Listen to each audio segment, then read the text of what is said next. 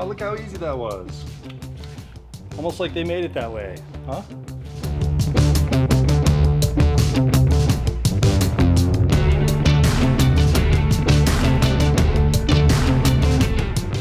Next, we're going to remove these rotors, brake calipers, so we can get the caliper sent off to get blinged out a little bit.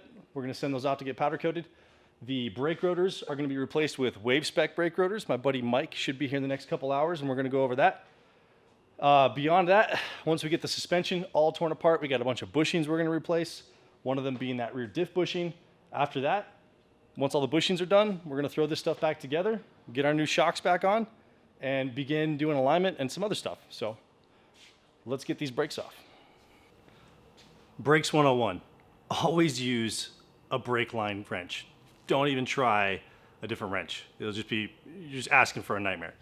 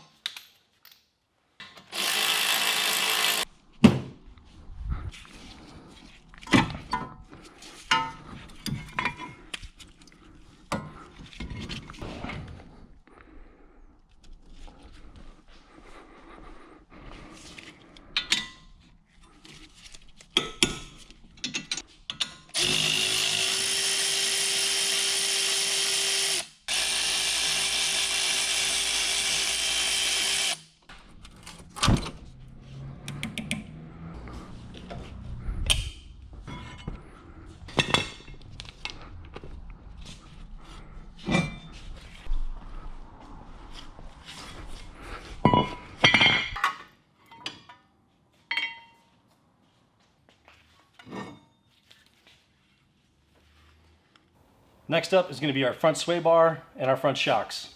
And then we also got to check out and see what kind of condition these ball joints are in. Based off of our lower ball joint, pretty sure they're going to be replaced too. Dear Lord.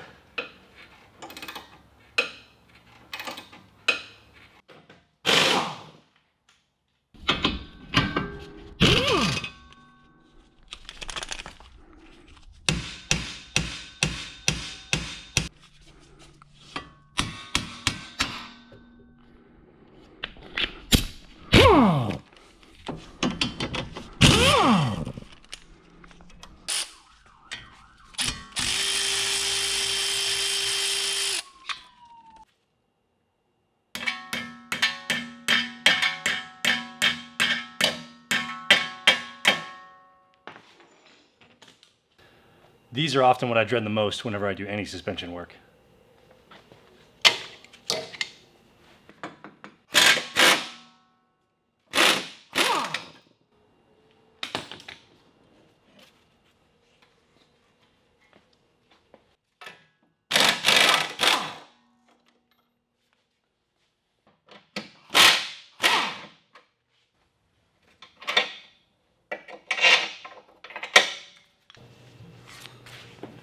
Look at that guy.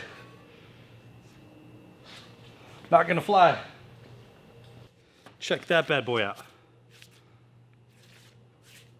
GK Tech sent us a nice ball joint, nice flexible bushing that's gonna make sure that doesn't happen again. All right, and so far, I'm pretty happy to say that these joints are pretty good. These bushings are pretty good on both sides. So, save us a little bit of cash there. However, it's time to remove these busted old shocks. But new uppers are definitely in need. We're gonna lower the car down so we can take these shocks off.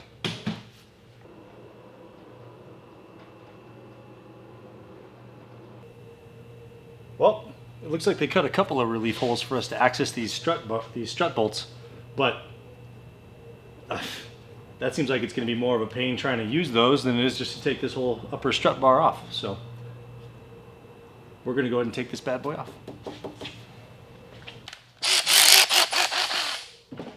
First, we got to take off our intake mount.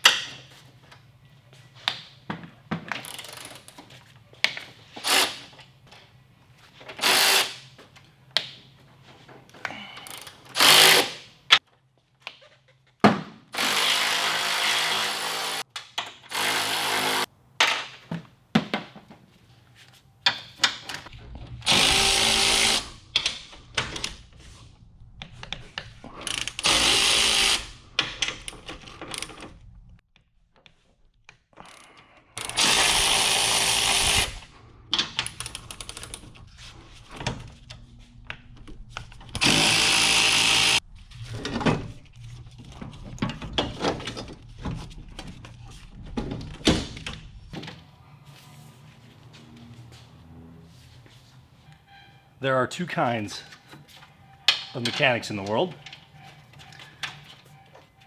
Ones that put bolts back in their appropriate holes when things are removed, and ones that lose your bolts. This side's not nearly as bad as the other side.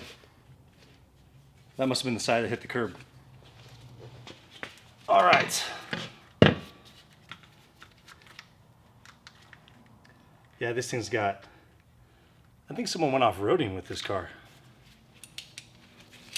It's not uncommon for New Mexico to have a little bit of dirt in hard to reach places, but this is a blown shock absorber and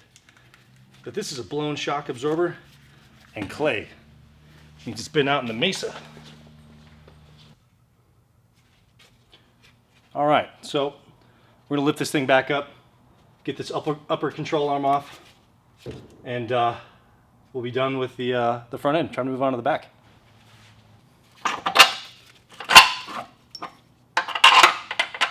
Now, this control arm isn't terrible, but it's not really good either. So, and since these aren't terribly expensive to replace, we're gonna be getting a new one.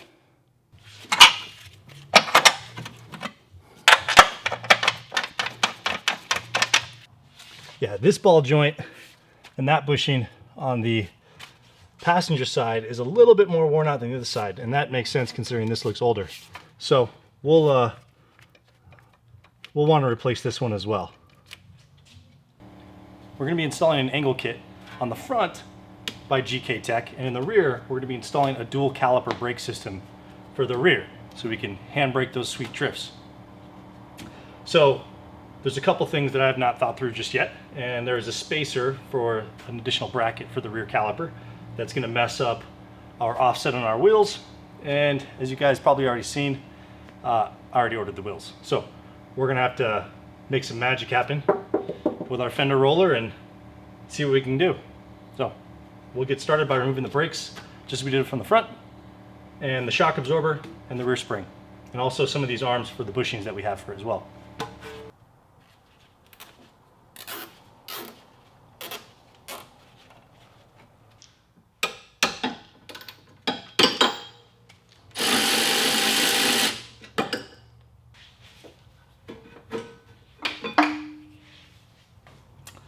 So, funny story right here.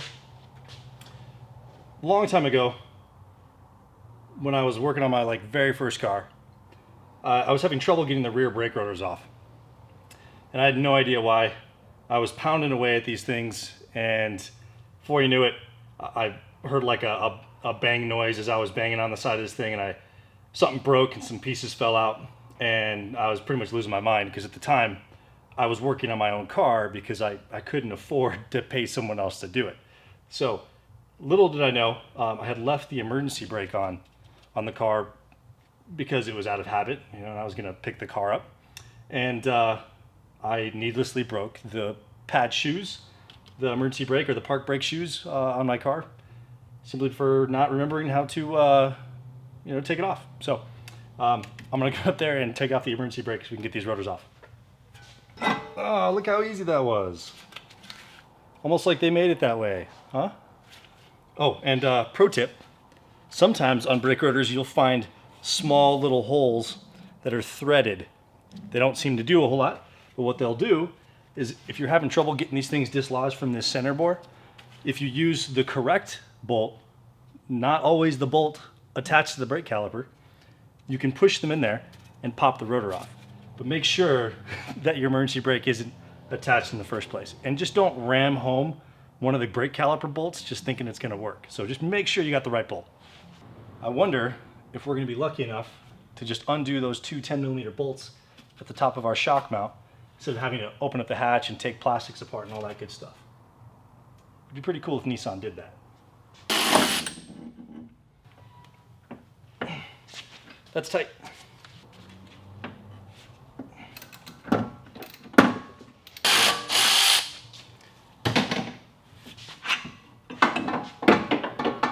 Well, Nissan really did us a solid when doing this shock. Even a welded nut on there.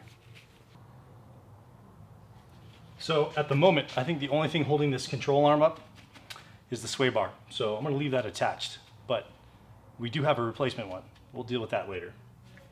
For now, I wanna get this bucket off here so I can get this spring out.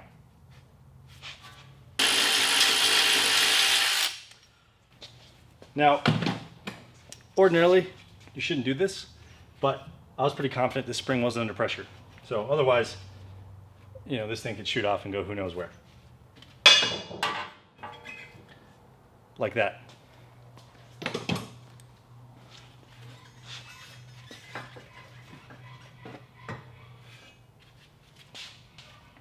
All right, we're gonna move over to the other side now.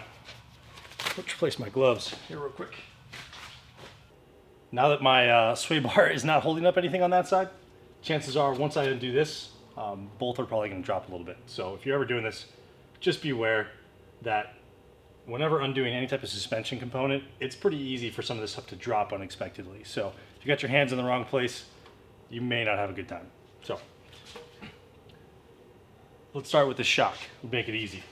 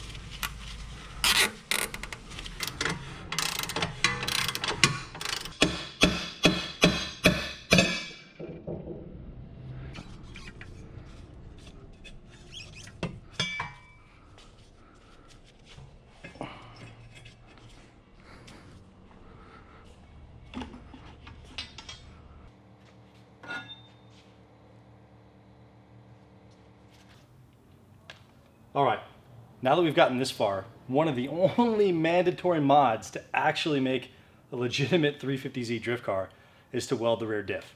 Doesn't matter what else you put on it, but you're definitely gonna need to weld the rear diff or get some other type of limited slip of some kind. So, since limited slips are expensive and it's debatable on whether or not they're actually as good as a welded rear diff for drifting, it's a no-brainer just to weld it. Cheaper and probably better. So up next, we're gonna lift this bad boy up, drop our pan, drain the oil, and get ready to weld the diff.